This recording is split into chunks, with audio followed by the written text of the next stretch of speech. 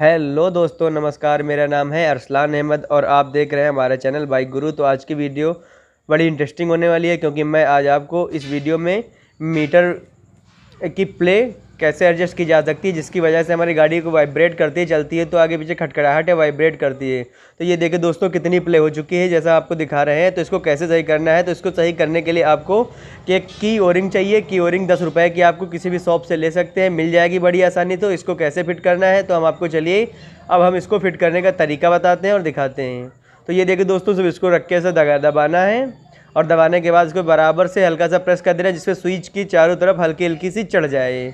तो ये देखिए दोस्तों हमने निकाल लिया। देखो दोबारा आपको हम फिट करके दिखाएंगे अभी आपको कि आपको ये कैसे फिट करनी है।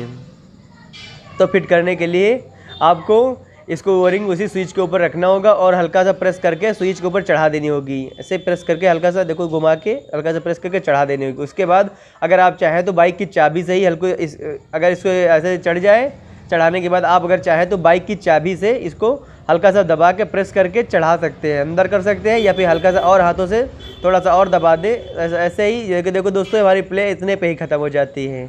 अगर इतने भी प्ले ख़त्म हो जाती है कि इतने पे ही रहने दें यार, स्विच रबड़ निकले भी नहीं क्योंकि दबाव ले लेते हैं। जितना हो सके उतना दबा दें।